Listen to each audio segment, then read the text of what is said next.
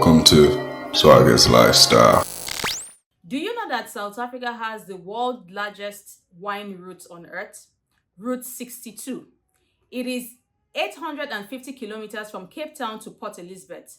South Africa shares its 4,900 kilometer long border with 5 countries: Botswana, Namibia, Mozambique, Swaziland, and Zimbabwe. Welcome to another series of A Nigeria Living In. Today, due to popular demand, we are taking a trip back to the Republic of South Africa. I really love South Africa. By the way. And we are going back to South Africa. I will be having a conversation with a beautiful and brilliant content creator and YouTuber, Oyinkan. She creates content about faith. I really love people that are bold and are unapologetic about their faith. Like, they just tell you and they tell it to you just the way it is. I think people should be able to imbibe that and do that more. She also creates content on lifestyle, motherhood, and her experience living in South Africa. I will allow her to please introduce herself. Can we meet you? Oh my gosh, I'm shy. All right, hello everyone. First of all, thank you for having me. My name is Oyinkan Ologbese. I am a wife, mom, content creator, and social media manager. I am Nigerian and I live in South Africa. What else? Yeah, that's pretty much it. I love to create content. I love to have conversations. And I'm enjoying Thank you so much for honoring our invites and being on the show today. So let's go straight to our conversation. How did you relocate to South Africa? Oh, there's a story there. Mm-hmm. All right, so I actually left Nigeria in 2020, just before the lockdown. I went to South Africa to study, right? So the quick catch is that my boyfriend, now husband at the time, was living in South Africa. I was done with university on NYC and I wanted to study abroad for to just further my education. And so South Africa made sense because I knew someone there and that was kind of where we were planning to build our lives. And so I took the study route and got admitted to study for a honors and after that a master's. Yeah, that's how I relocated. Wow.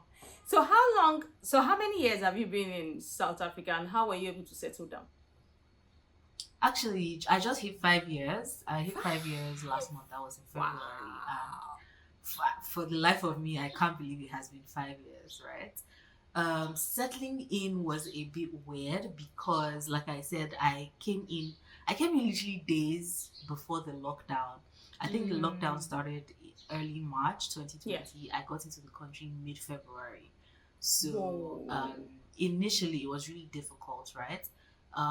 What helped me though was, first of all, I had a few physical classes before the lockdown, so I met a few classmates and they were quite nice and everything. Also, the international student officer of my campus happened to be my neighbor and she was a lovely lady. So through her I met other international students and just built a few relationships. But settling in was a bit rough because now I wanted to really get a sense of, how you set these big goals. I know by April I want to do this, start working. Exactly. That was how I came with big lofty goals, and then the lockdown happened. So I was a bit taken aback by that. But eventually, like over the years, I've been able to meet nice people, make friends, go different places, and yeah, I think I'm past settling now. I think I'm one of the people now. I think you're a South African. Well, after 5 years. You could say that. Okay. Yeah. So I could actually paint it that you followed man to South Africa. Well, I honestly, yeah, pretty that's much. it. Yeah. Okay, so that's pretty it. So much. Let's just Pretty much. And that's on period. Okay. So what was your first impression when you arrived South Africa? Okay, good question actually. So for context, I had visited South Africa in 2018 and spent about 3 weeks or so I was only in Durban that time, and so like got to see Durban, loved it actually because it was in the summer. That was December, summer, nice activities, everything. So I was like, okay, this is definitely a place I could see myself living in. Because prior to that, I just thought South Africa was like another Nigeria, just another place where I wasn't going to really like, because I had my eyes on Canada, America, those countries, right? So yeah, when I eventually then moved and started traveling more, started seeing more of the country, and also started getting used to the systems. It's one thing to be a tourist, and it's another thing to live in a place and have to participate in the systems of that place. So when I started experiencing the systems and everything, it was actually quite interesting for me. It was I hope I can say this without getting any backlash, but it was better than where I was coming from in a lot of ways. I mean, in a good number of ways, not in every single way. So yeah, settling in wasn't bad, and first impression was a bit scary, I guess. But following that, when I started to settle in, talk to people and everything, I think I got comfortable pretty fast. Okay, so backlash, South Africa and backlash, they are 5 and 6. So just get ready, because definitely my channel teaches me that every day, and I'm just like, okay, you know what? So be it. Just embrace it. It is the life. So your relocation process, you went for school. What was the process like? Is it so for people that want to use that route to relocate to South Africa? What was the process like for you? The requirements, was it easy? What's the duration and all of that? Okay, so a South African study visa, typically, I think a few things have changed recently. Okay. But from what I know from my experience back then, a South African study visa lasts for 1 year, right? So for every session that you are admitted, you have to renew your visa, right? So at the time in Nigeria, I needed to reach out to the schools I was applying to. There was only one school or two schools actually that I had in mind at the time. So reach out to the schools via email. It also helped that, I knew someone here who could call them in case maybe they weren't responding to emails or things like that, right? But obviously most times the email route is fine, right? So reach out to them, ask for the requirements for the course that you want to study and other questions that you might have. Ideally, there should be a faculty officer and an international student officer who should be very happy and willing to answer all your questions, like dump all your questions on them, right? Then obviously they will tell you the process, what to send to them, what application forms and everything. You fill all of that out, send it to them. Hopefully you get your admission. And then one thing I'm forgetting is that there's something called SAQA. SAQA is basically a South African qualifications. I don't know the exact name, but what they do is they evaluate your qualifications, right? And they have these things called NQF levels in South Africa, where they put you on a certain level, and so the next thing you are studying should qualify you for the next level, right? So for me, I was on a level 7, having graduated in Nigeria. So a honors degree will put me on a level 8, and then a master's level 9. Yeah, so yeah, that's the thing. The South African study system is a bit different because you know how in Nigeria we will go to school for 4 years, to university for 4 years. Here it is 3 years, and then the 1 year is the final year. What you typically do as your final year, writing your project and everything, is actually not just part of your university degree. That's actually a separate degree called a honors that lasts for 1 year. Wow. Yeah, before you can then do your masters. So yeah, I just had to get my SAQA evaluation. They have a website, everything is there. SAQA. Punch it in. They tell you everything you need to do, how much you need to pay, and yeah, you just get evaluated. Send that to your school, and once you have your admission letter, the VFS process. VFS is where you submit for your visa, right? So the visa submission process is also quite easy. As long as you just take the checklist, get everything that is on the checklist, and go for your submission. I feel like these processes for South Africa during my time at least were quite straightforward easy, and easy. Yeah. Yeah, yeah. Thank you for sharing. Thank you so much for sharing. You're, Now, tell us you're more right. about South Africa, their history, their currency, economy, culture, tradition, their food. Tell us more about South Africa. Okay, so let's start from the currency, right? Yeah. Because that was like my first culture shock. Because money, guys, money is important. All right. So the currency of South Africa is the rand, Mm. right? And right now, one rand is right round about. I'm rounding up here, but let's just say 100 naira so that's easier to calculate, right? Mm-hmm. One rand is around about 100 naira. So Mm. yeah, that's what the currency is like. Um, Also, you know how back when I was young in Nigeria, we used to play with coins, spend Yeah. coins, all of that, and then that just disappeared. And then coming back to South Africa, coins became important again because Yes. there are coins up to 5 rands, and Yeah. a 5 rand coin is essentially 500 naira. That's not money you just throw away. So yeah, that's not money you just throw away. So yeah, getting used to the currency, getting out of the habit of constantly converting the price of every single thing I saw Hmm. was quite the experience. Some Hmm. things are way cheaper here, and some things are so expensive that you be like, Hmm. like At home, mangoes. it's Mangoes are elite in this place. Mangoes can be quite expensive here, but back home, I'm just gonna buy mangoes anytime. But yeah. you know, it's like that. So the currency is quite an experience to get used Mm-hmm. to. The political landscape is very interesting Mm. in the sense that South Africans are very vocal people. Yeah, they are. So hardly would you find or meet a South African who is not, you know, up to date with like political happenings and who hasn't picked a side, who's not, vocal about the side that they have picked and things like that, right? And so it also helps to, know about the politics and things like that a little bit here and there. Even though, like growing up in Nigeria, I used to shy away from politics, but coming here, it's very, in fact, no matter where you go in the world, It's in your the mere face. fact that you are, yes, exactly, the mere fact that you're not in your home country is reason to literally know what is happening with the government, so that if the day comes where you have to flee, at least you know what's going on, right? That's true. Yeah. So, but one thing I can just say is that South Africans take their governance very seriously, Mm. and they are very much involved in the politics and the government of the land and things like that. And also, there's a lot of transparency in the sense that you can see a lot of things on a platform like YouTube, for example. You can Mm-hmm. find a lot of the parliamentary discussions and things like that. It's out there. There's a lot of transparency. In terms of the culture, because I live in KwaZulu Natal, I am mostly around Zulu people.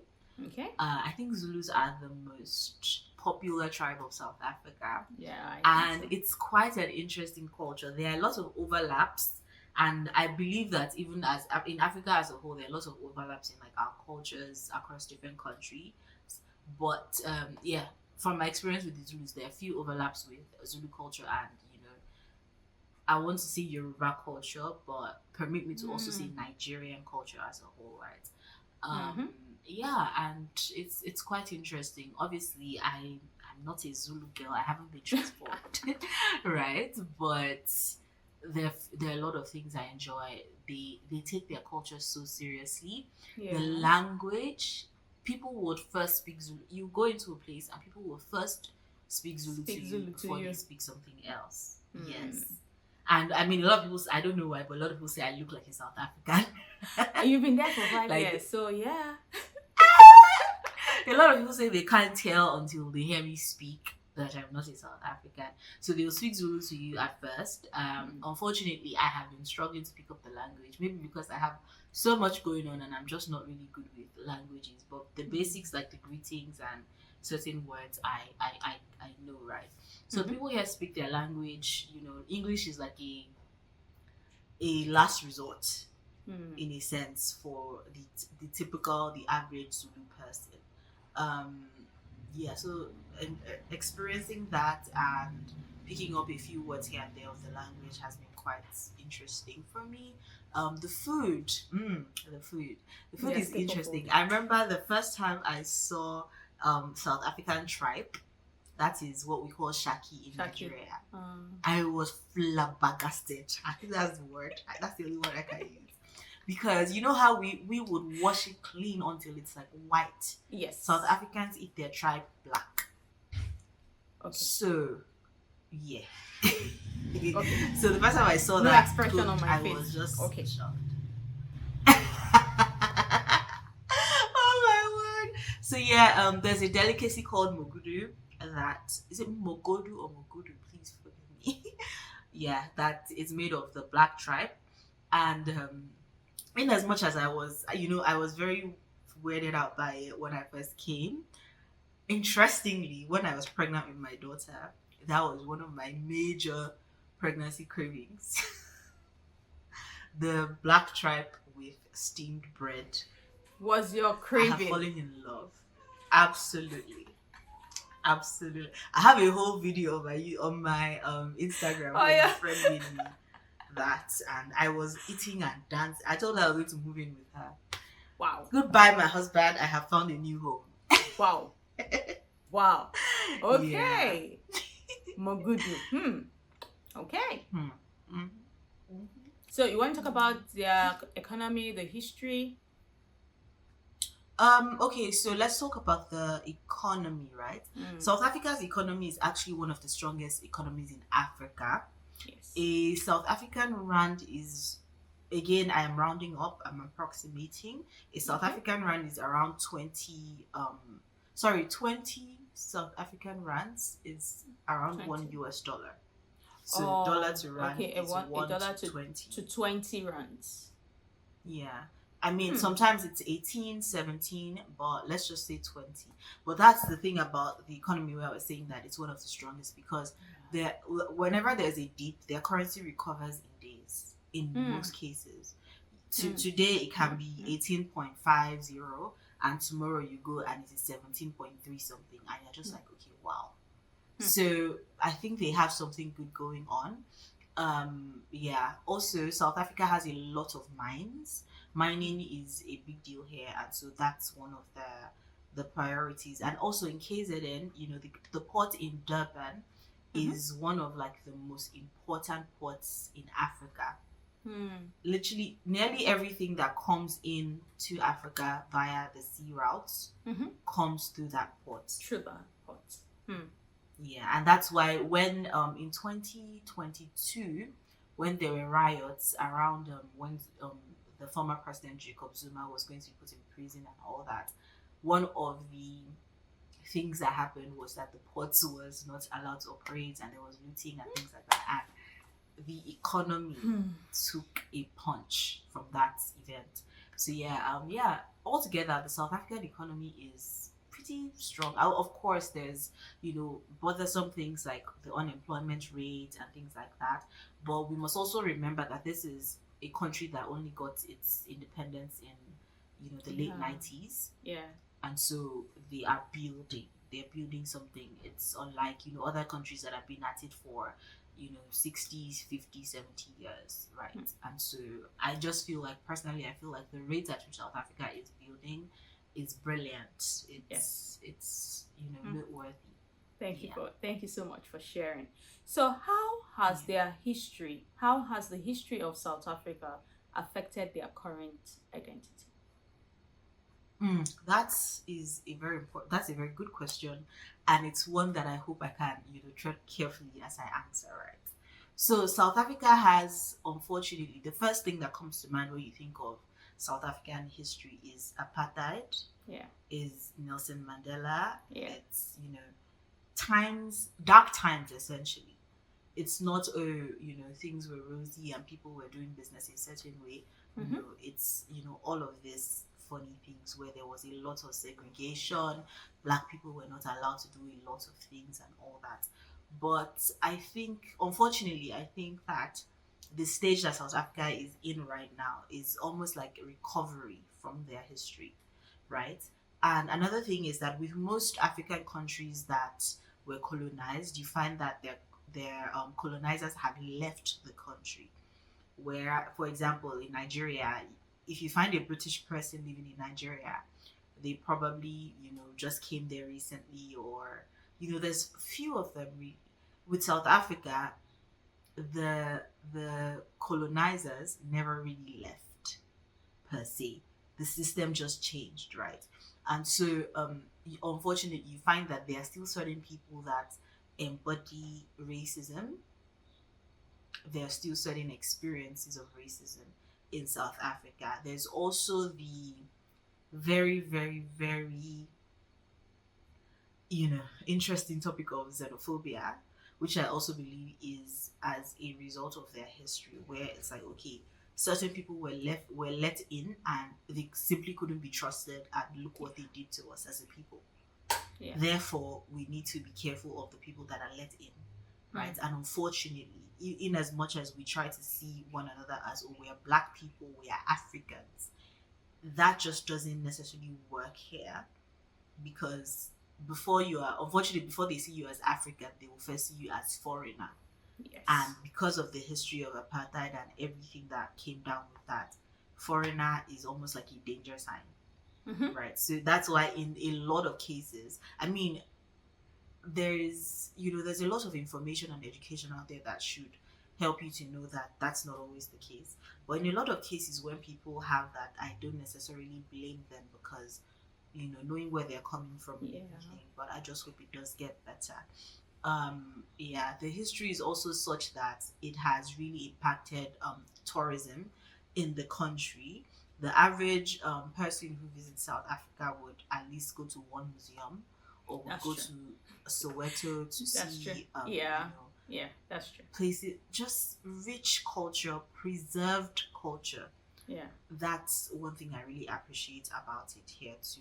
You can also see, especially among the Zulu people that I live among, you can also see that, there is no, how you would sometimes find that certain people have looked down on their culture, because there's just been a lot of shifting from their culture to what we call modern now, or the new way of doing things and all that.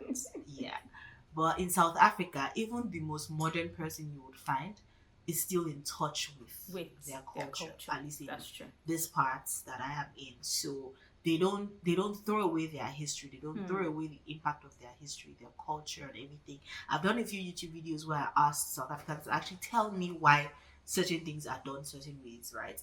And most of the answers I got in the comment section, of course, apart from people that are like, when are you going back to your country? Apart from those people, a lot of people who actually took the time to respond talked about things that were historical. Also, the reason why South Africans are actually generally comfortable walking, for example, something as basic as walking, is because back then the places where black people lived and where white people lived were so far apart.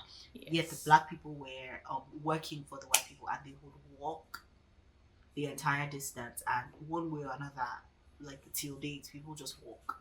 People just are comfortable walking distances. In Nigeria, we'll just stop a bike. Get out at the junction, you stop a bike, you go. Nah, we don't have that here. If you get down at the junction, you will walk to your house.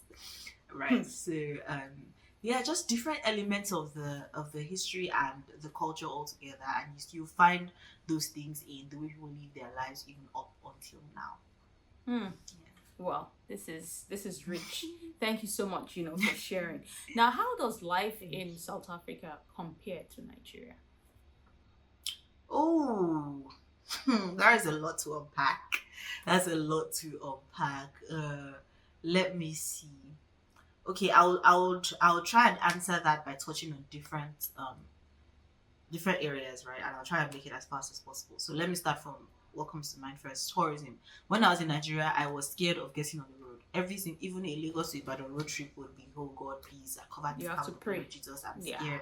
Like, you have to, not saying you should pray wherever you are, but there's a peace. Yeah, we know. There is a peace now, like when I get on the road, which my husband and I, we love a road trip. Like we are constantly, we've been to, I think, 5 provinces now, and we are going to do all the provinces in South Africa by road. That's like our goal, right? Really? So we love a road trip. We get on the road a lot. My husband especially, he gets on the road all the time, right? And it's never really scary. I mean, anything can happen anywhere, but the part where you're worried about the infrastructure itself, about the roads and the other cars on the road, whether they are roadworthy, whether the cops are actually checking what they need to be checking on the cars, whether the drivers are afraid to drive drunk or do things anyhow, things like that. You don't have to worry about those elements because the laws are in place, the infrastructure is in place, the speed cameras, things like that. In terms of day-to-day life, like just what my everyday looks like, I bless God for constant electricity in this country. Yes, there is load shedding element, but I live in a small town where there actually is no load shedding. I'm a lucky girl. You are. But even then, the fact that load shedding is designed such that you download an app and you check to know what time you are scheduled for load shedding. So you can say, okay, from 10 p.m. to midnight, we don't have power. So I need to plan my day in such a way that I'm done with everything by 10 p.m. As opposed to Nigeria, where it's just like, yeah, we see how it goes. Right?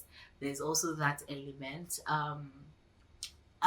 In terms of also work, I feel like, so that it doesn't look like I'm saying just the negatives, In terms of work, I feel like there is, I won't say more opportunity in Nigeria, right? There's actually, like, I would say maybe equal. But in terms of labor laws, it's better here, right? But as a foreigner who's trying to get a job here and do it legitimately, of course, it's easier to do that in your home country than anywhere else in the world. So for me, for example, I came in on a study visa that lets you work 20 hours a week. Now I'm on a relatives visa that does not let me work. If I want to get a job, I can apply for a visa that lets me work. However, I need to already have my job offer and then take that to them to apply for the visa. Okay. But now, who would hire me knowing that I'm only going to get a visa after they have hired me, and now they have to wait how many months for my visa to come out? So it's a bit tricky. Yeah. You understand? Whereas in Nigeria, if I got a job today, I could as well start tomorrow. That's true. Yeah.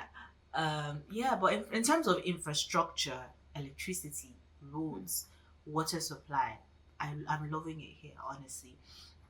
If there's anybody out there like me who thought that South Africa was just another Nigeria, what's really can there be in Africa? It's just another African country. I submit to you that no, it is not. This is actually just, for me, I see my life in South Africa as, I live in Canada, I live in America, but there is no extreme winter. There is a winter, but there is no extreme winter where, everywhere's covered in thick snow and blah, blah, blah. Because really, everything that I would look for in those countries, at least a good, maybe 80% of the things I would go to those countries for, or that would motivate me to relocate to a country like that, I have here. Right? So, yeah, South Africa is the girl she thinks she is. Aww. Yay! Yeah, you're very, very correct. I have been to South Africa like times, I've lost count, because anytime I tell my friend like I'm traveling, the first thing they say, you're going to SA, right? I say yes. So because the truth is that SA is so beautiful that you can't walk the length and breadth of SA ever.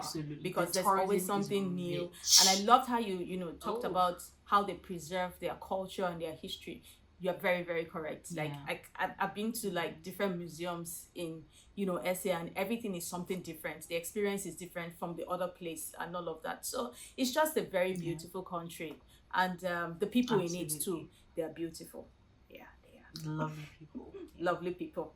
All right. So what is their official language? The South Africa does not have just one official language. Okay. If I remember correctly, I know that they've got English, Zulu, Afrikaans are the official languages.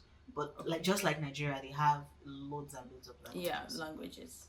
So apart from English, which we know that you can speak, which of the other languages can you speak? A little bit of Zulu, a little bit of Afrikaans. It's a pinch of. I don't know a word of Afrikaans. I think the only word I know in Afrikaans is lekker. Lekker means like good, I think. That's the only word I know in Afrikaans. But because I live among Zulu people, yeah, I've picked up a few Zulu words. Also have a few friends who are Venda, but the language, oh my god, the language is. I feel like that's one of the most complicated languages in Africa. It's not. I haven't picked up a single word they're saying. So yeah, just a pinch of Zulu. Okay, so let's put your Zulu to test. So can you say? Okay, let's see. Can you say, hello, my name is XYZ. Welcome to Swagger's Lifestyle. Kindly like, share, and subscribe. Okay, this is not going to go perfectly well. I'm warning you in advance. But let me try. Just try. Sawubona, Njani. That's how are you? Ikamalamu Oyinkan Ologbese. I don't know what welcome is. Welcome. I'm trying to say welcome. Oh. Welcome to Swagger's Lifestyle. Please like, share, and comment. Translate to Zulu. Yeah, no, that's the best I can do. I just know Sawubona, Okay. Njani, Kamalamu Oyinkan. Okay, thank you for giving it a shot. That's nice. Yeah, At I least tried. you're able to say, yeah, you tried. There are some people living Yeah. in, other parts of a country that are not English speaking, and trust me, they can't even say my name is. I'm that's a taking my plus. flowers. So, My one as- flower. I think I deserve one flower. Take your flowers. So, as a Nigerian and a woman, Yeah. what is it like living in South Africa? What do you love and dislike about living in South Africa? As a Nigerian and as a woman. As a Nigerian, I love the fact that this is a shift from the inconveniences that unfortunately come with life in Nigeria. Yeah. I love the fact that in as much as, it's not like it's a perfect country or anything, but if, God forbid, if something were to happen to me today, I feel like I would actually be taken seriously, by the system. And I mean, this is not to. Okay, let me just leave it there, right? As a Nigerian, yeah, I like the luxuries or the conveniences that this affords me, and I also like the fact that I'm not too far away from home. A flight from South Africa to Nigeria is just 6 hours. As a woman, that one is tough, because this is, it's 50-50, honestly. South African women are doing phenomenal things, and I love it for them. It's a wonderful experience and everything. However, we cannot totally neglect the fact that there's still a lot of gender-based violence going on in this country. As a woman, I constantly have to watch my back. The other day, I went to the grocery store with my child, and I was about to strap her into her car seat, and I saw that there was like a minivan or something parked beside me, and the guy walked up to me and he was saying something in Zulu.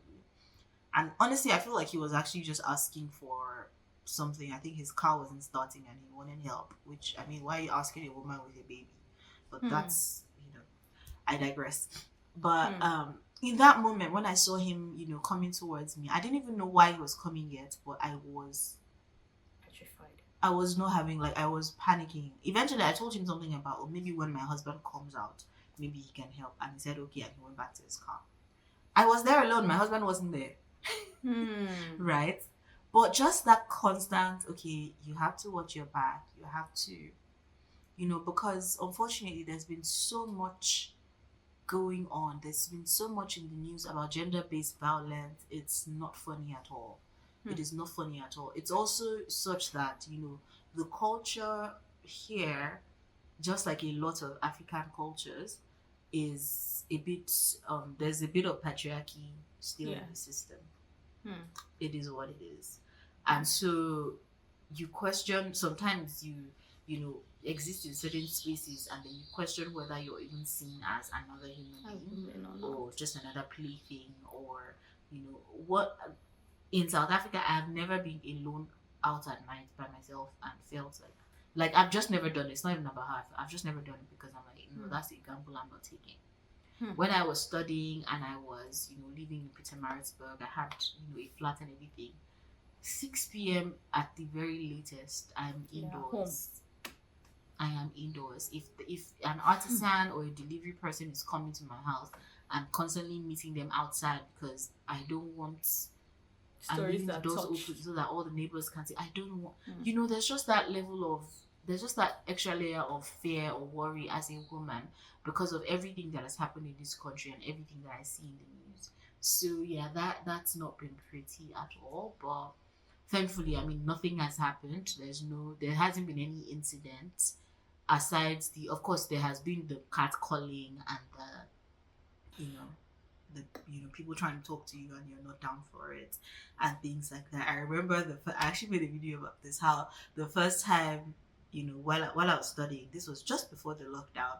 I'd been in the country for like 10 days and I went to a restaurant. I bought chips, I was eating, and then a guy came up to me and he wanted to talk to me and he started eating my food. What? Like, he literally he got a fork and he sat opposite me and he started eating and like from my same plate and talking to me, and I was just like, oh wow. This is a space where you can fly as a woman, you can do phenomenal things as a woman in your career and things like that. But it's also a space where, in terms of what's happening to you physically, you need to be extra careful. You need to watch your back. You need to tick all the boxes and make sure you are safe. Yeah, that's it for me. Thanks for sharing your experience. So, what were the cultural shocks you experienced? Okay. That's quite... Number one, let me try to do it in like a chronological order of experience, right? So when I first went to university, you know how in Nigeria, as a matter of fact, there's currently something going on. I think it was a Unizik student who was something that a lecturer wasn't quite, happy with, and then there's like a whole ruckus on the internet about it, and she was gonna get suspended and things like that. In South Africa, I would look at my classmates and be like, "Are you really going to class wearing that?" So, in Nigeria, as a university student, you are treated almost as if like you're in high school or you're a child. You're still being monitored. There are rules about what you can or cannot wear, things like that. Whereas in South Africa, like, you would literally wear anything. Oh my god, the things I saw my classmates wear to class, they were things that if I wore them at home and my mother was home and it was just the two of us at home, my mother would ask me to go and change because why are you wearing that?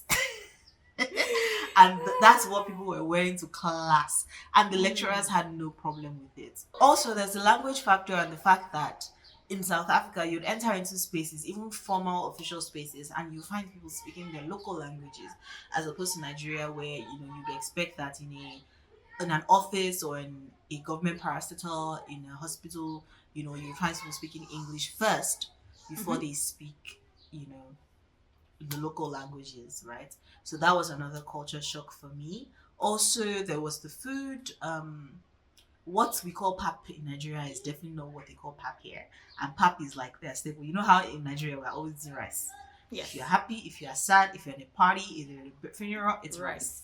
Jollof. Here, their thing is pap, right? And pap is not ogi, like what we have in Nigeria. Pap is a whole different type of maize meal, right? That was another culture shock. The products on the shelves in supermarkets was a culture shock for me, because there was like a lot of noodle brands, and you know the one we always go for in Nigeria, right? Yeah. They didn't have that here, and I was like, oh really? Wow. Really? Yeah, and you know how in Nigeria, for example, when you say Maggi, the first word that comes to mind is a seasoning cube. Yes. When you say Maggi in South Africa, the first word that comes to mind is actually noodles. Because really? That's a brand of noodles, yes. Maggi. Absolutely. Yes, I promise you. Wow. Even Kellogg's cornflakes, that's also noodles. Wow. Absolutely. Okay. So yeah, just little experiences here and there, but nothing really negative, I would say. Honestly, nothing really negative apart from like just the usual things you find in any country, to be honest. Thank you for shocking me with your cultural shock experience. So, what cultural similarities have you noticed between Nigeria and South Africa? Oh wow. I think that the first thing I would say is the heart of the people, right? Um, Mm, there is, and I think this is an African thing, where there's something about us. There's a way about us where Africans are love. Africans are bubbly. We love a yeah, good time. We love to get together with our loved ones. Things like that. mm-hmm, We are communal in the way that we live. that's true. We have villages, like villages of people who come together and take responsibility for one another, things like that. That's a big thing, because I hear a lot of people living in the Western world saying things like, oh, they don't even talk to their neighbor, they don't Yeah, even know who their neighbor is, that's things true. like that. It's Yeah, not like that and here. that's sad. Here, your neighbor wants to know everything. Everything At some about point, I'm you. even like, are not asking too much? Are you not getting too personal? Nosy neighbors. Right. But it's just how Exactly. it is in Sometimes Africa, it's really. giving. Exactly, but it's you can see that it's actually from a place of care. So that's one major overlap. Another overlap is in there's still a lot of, like, in the family front, there's still a lot of tradition that you find, right? So for example, in Nigeria you have, or in Yoruba culture precisely, you'd have an Olori Ebi, the oldest man or person in the family who presides over, you know, joint family decisions and things like that. And they have things like that here too. You find even households where multiple generations live together, in a household, because they just cater to one another and things like that. Also, there is there's a bit of, I think I would say, ancestor worship. I think that's what I would call it, which you also find a little bit of in Nigerian traditional religions. They also have that here, and as a matter of fact, it's very very prominent here. In Nigeria, there's almost like a stereotype in how you look at a person who participates in ancestor worship. You expect them to look a certain way, whereas here it's like even your co-worker in your office can be 50-50. Can okay, yes, I'm a Christian or a Muslim or whatever, but I also believe that, oh, my ancestors and this and that. So there's also that as well. um yeah, I think those are the overlaps I would say I have noticed. Okay, thanks so much for that. So, how do you maintain your Nigerian cultural identity, and what South African traditions or custom have you adopted or found interesting? Oh, love that one. So let's start from South African ways that I have adopted, right? Yes. I don't think there's a lot of them, to be honest. I think that what I just tend to do is, for example, I attend a church that's predominantly Zulu, right? I don't remove myself from context because, oh yeah, this is just a Zulu thing, so I'm just not going to be a part of it, right? I Mm, embrace certain aspects of the culture. I know a few worship songs in Zulu, things like that. Yeah, it's just embracing the people, being open to, okay, this is how people do things. I was saying to someone recently that you know no matter how long I live in South Africa, I would always be a Nigerian. Even if I get South African citizenship tomorrow, I would always be a Nigerian, right? But one thing I will never do is force a South African to be to be, Nigerian because I'm in yeah. I'm in the same space as them. And so I also expect the same respect back. I don't want to ever be forced to be a Mm, South African for the sake of certain people or certain contexts, right? We can all coexist and respect each other's cultures, respect our preferences, and things like that. I remember when I had my baby, for example, I started going out with her when she was like maybe 2 months, 3 months old. In Nigeria, our culture is 40 days and then you can yeah. take the baby out. Apparently, the culture here is a bit different where they stay longer, without they stay Mm, longer than us essentially at home with the baby. But Okay. when I was going out with my baby, I was noticing a few things that I wasn't okay with. Like, for example, people trying to kiss a newborn or a 2-month-old baby. And that just didn't sit well How? with me. And I Oh. remember at some point someone was telling me, oh, yeah, but our culture here is that you shouldn't even be out with the baby at that age. So, yeah, anything, people do, you just have to take it. I'm like, no, it doesn't work like No. that. No.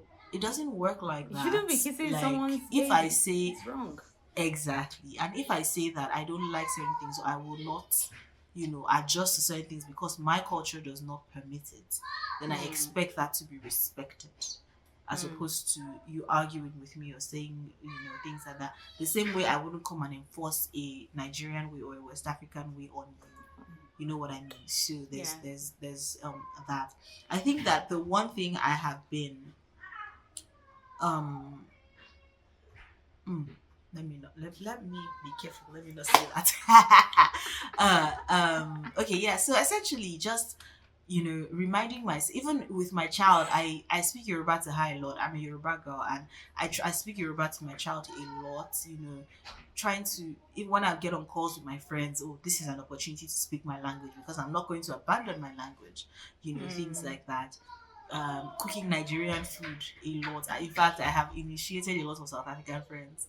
Almost every time we Oh, hang that's out, it's like, nice. oh, when next are you making jollof? When next are you Yeah. making okra soup? I think I This and watched that, one of your episodes on YouTube where Yeah, you had your South African friends around and you cooked. I think you cooked jollof, you cooked yeah, I cooked the egusi whole or spread for them. vegetables. I watched it and they were Yeah, trying it and giving their review. It was interesting. yeah. So the same way I'm here and embracing their culture and everything, it's the same way I'm also, offering to share Hmm. parts of me with people and not to lose, my identity in all of this. And also, another thing that helps you stay abreast with your culture is, knowing what's going on back home. I know that the news can be toxic a lot of times, Hmm. but just constantly knowing that, okay, this is what's going on, it helps. Also, it helps a lot because Hmm. it's like you remember where you're from, you remember the things and the elements that made you who you are, and you continue to respect those things, right? So yeah, prioritizing the Niger blood in my veins. Niger for life. For life. Thank you so much for sharing. Now, how do Thank South you. Africans generally perceive Nigerians, and how has that affected your experiences? Have you Hmm. faced any challenges or stereotype living in South Africa as a Nigerian? I know you have.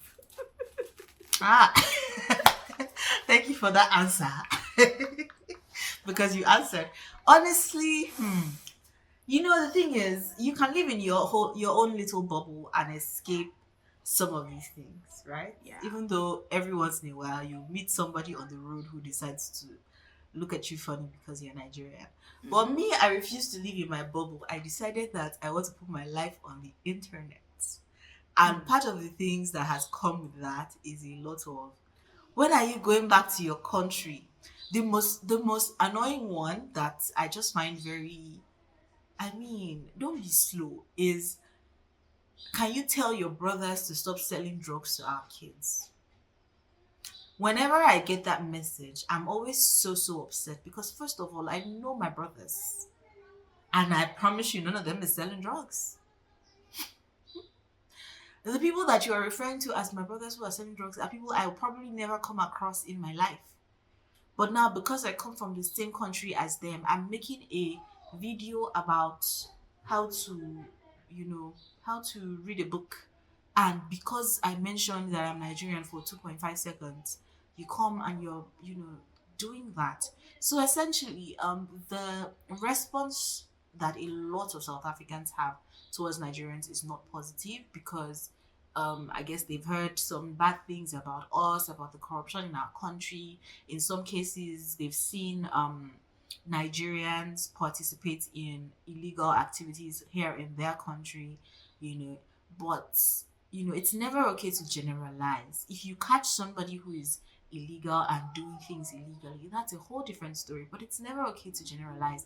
I've met a lot of fantastic people who have been so kind to me, so warm, so welcoming, you know, just lovely people. But then again, a lot of times on the internet, precisely on the internet, because I also have a theory that these people cannot, stand face to face with me and say these things they're saying, Yeah. because yeah, They are there's that, trolls. hiding behind their keyboards and They are being keyboard trolls. warriors, Cyber trolling, But no, I have developed thick skin. The first few times it happened, I was like, oh wow, do I need to stop this altogether? But no, at this No. point, I have developed thick skin. It Don't doesn't let bother me anybody rain on your anymore. parade. Can you imagine, like, when I gave birth and my sister came to visit? Like, I made a whole vlog about, oh, my sister just arrived, this is me picking her up, all those things. And somebody in the comments was like, oh, I bet she didn't even enter the country legally. And I'm like, how slow can you be thinking that, number one, why do you assume that because I'm Nigerian, my sister is not here legally?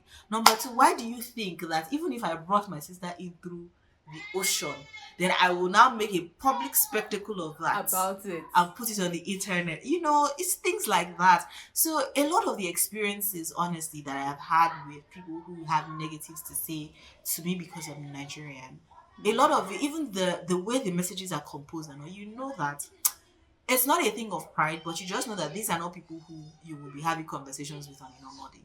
Yeah. So it's nothing to worry about. Like, Yeah. it's nothing to be bothered about. But in the spaces that matter, in my day-to-day, in my community, in my friendships, in the classroom, places like that, I have not experienced anything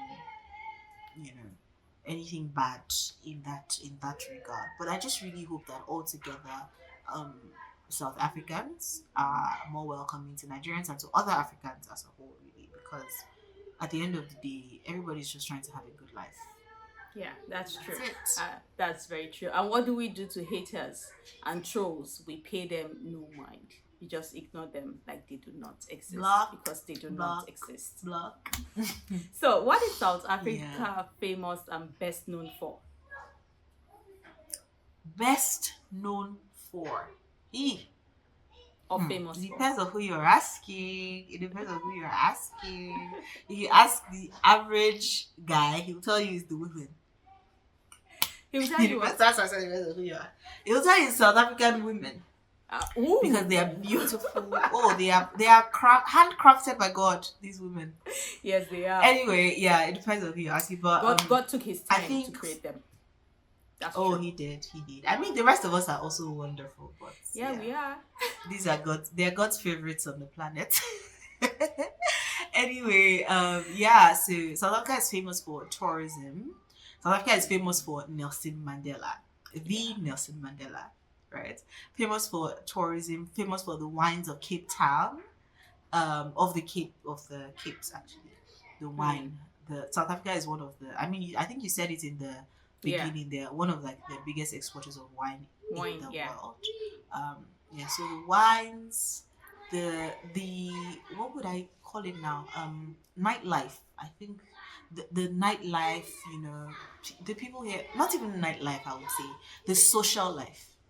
Social life, because trust me, it doesn't have to be night. If a South African wants to have a good time, they will get together and they will have a good time. It doesn't matter if the sun is still shining. And Amapiano, the music is lovely. Lovely. Yes, it is. Yeah. Amapiano. Thank you so very much for that. Thank you for sharing. So, what can Nigeria and South Africa learn from each other? Oh, that is a wonderful question. Nigeria can learn accountability in governance from South Africa. Accountability and transparency in governance. Sorry, once again, I apologize for the background noise. That's just a constant. So accountability in governance, that level of just knowing that the people are part of the decision making and the decisions are supposed to be made for the people, right? The people are the reason why you are there, why you are in power in the first place. And so let everything that you do be to their benefit. Think about them before you make any decisions. That's one major thing that Nigeria can learn from South Africa. Also, another thing would be building systems and not just patching things together or just saying, oh yeah, let's do this and see how it goes. Building systems, testing systems upon which things can actually stand where there is consistency in how things are done before you then execute, so that if there's any faults, if there's any lags in that system, you know exactly where to go. you know it's things like even water supply, how here the people that have boreholes here have it because it's an absolute necessity, maybe for the kind of business they are running. Government supplies water, and when there's a problem with water supply, they know exactly the source of that problem, they know where to go. Systems like that, where you can track things, and just being dedicated to bettering the lives of your people as a whole. You don't have to be coming out of a bad time like apartheid for you to really care about the people. Just care about people because they are people. Just because. That's because is a good enough reason to just care for your people and do right by them.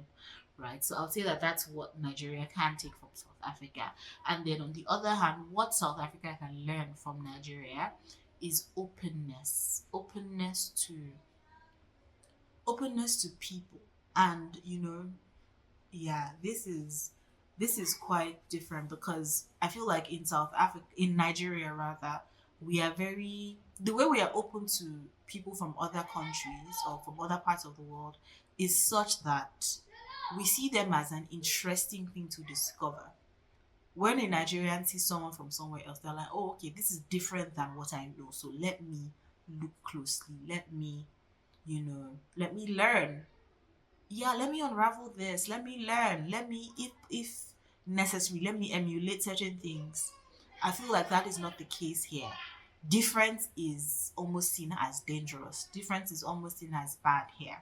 So when people that are not like that don't look like what you see every day come around, you kind of raise a brow, or push back a little bit.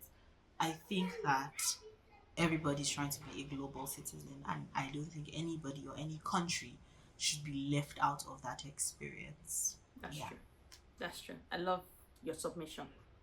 Very brilliant. Thank you so much. So, what are the tourist attractions in South Africa?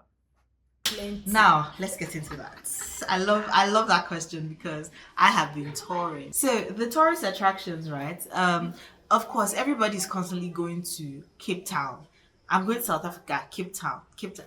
Guys, there is more. I promise you, there's more to South Africa than Cape Town. Okay, Johannesburg is a bubbly city. It's almost like Lagos, and you can tour. You can go to interesting places in Johannesburg. In Cape Town and in Gauteng, which is the province that Johannesburg is in, there's also a lot of preserved history, museums, and things like that. There is also a lot of safaris. Please, like, if you come to South Africa, don't miss out on a safari. My favorite place is actually at the moment is the Kruger National Park. That is the biggest park in Africa, I think. It spans across, the borders of, I think, 3 countries. Wow. It is that large, and it is wonderful. It is wonderful. Please visit the Kruger if you get the chance. The Kruger is in Mpumalanga. If you also find yourself in Mpumalanga, just tour that. That place is wonderful. Breathtaking views. The landscapes, wonderful. There's also the Drakensberg Mountains, which is just like, wow. The Drakensberg Mountain is actually a UNESCO World Heritage Site. So yeah, it's that good. Where else? Let me see. Where else have I been? There's the KZN. Why am I not talking about KZN? I live in KZN. KZN is fabulous. Durban is the place to be. Durban is actually tagged the warmest place to be, and it is indeed the warmest place to be in South Africa. Lovely place, lovely beaches. So yeah, Cape Town is not the only place you can go to and have a lovely beach experience. Try Durban. Okay. Yeah. So safaris, beach experiences, wine tasting in Cape Town. Seeing the penguins in Cape Town, going to the museums in Gauteng especially. Lovely option. Like, you will never run out of options touring South Africa. So please, yeah, do that. Absolutely do that. So how come you missed Sun City? Sun City is wonderful. I was in Sun City in 2023, and I did not want to leave. Thank you so much. So on her channel, she has like lots of, her tour to different places in South Africa. I will definitely, put a description or a link to her channel so that you could actually follow her. So subscribe, follow her on Instagram because she creates very amazing content too on Instagram.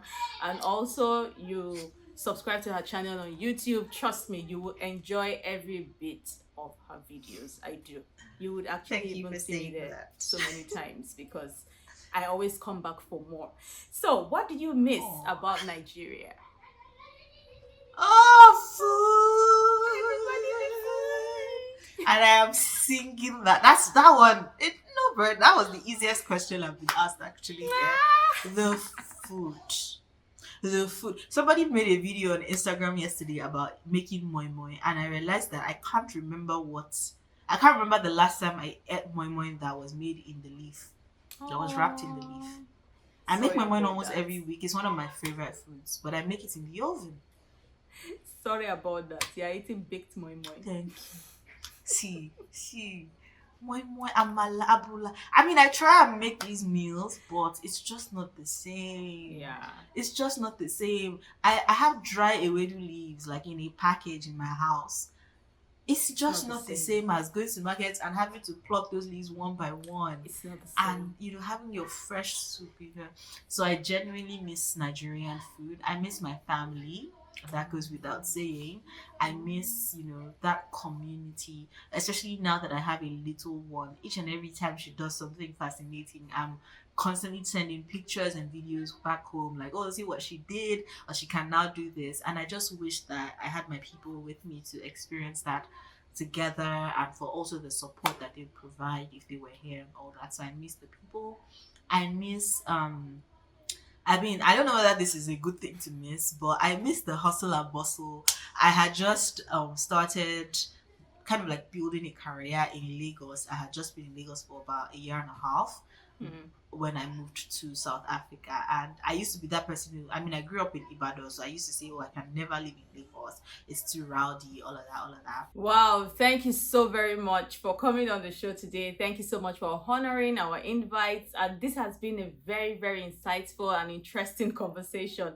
Thank you so much for sharing your experience with the world and also with us. So the reason why we are doing this series is because when you hear the name Nigeria or Nigerians, the next thing that comes to your mind is a lot of unprintable things. So we are here to tell people that we have Nigerians living outside of Nigeria in different places on the continent that are doing exceptional things. They are there legally and they are actually flying our banner so high. They are good ambassadors. So that is why this series was actually, created in the first instance. So if you're a Nigerian outside living anywhere other than Nigeria and you love to share your experience with us, you can actually contact us on swaggerslifestyle@gmail.com and we'll definitely love to have the conversation with you. So in conclusion, Oyinkan, what will be your advice to anyone that wants to relocate to South Africa? My advice would definitely be number one, pray about everything that you do. Be sure that you want this. Don't do this because you know somebody who went there. Do this because you know that this is where you're supposed to be in your heart. Number one. Number two would be do as much research as you can. Almost every week I get at least one or two people in my DMs on Instagram asking me, hi, I want to relocate to South Africa. I saw your video on YouTube. What do I need to know? They have questions about different things, and you can just see that they're doing their due diligence, doing their research before they just make a decision, right? So please do your research. And the next thing would be, like, whatever you do, make sure that it is absolutely legal. Make sure that there is no loophole.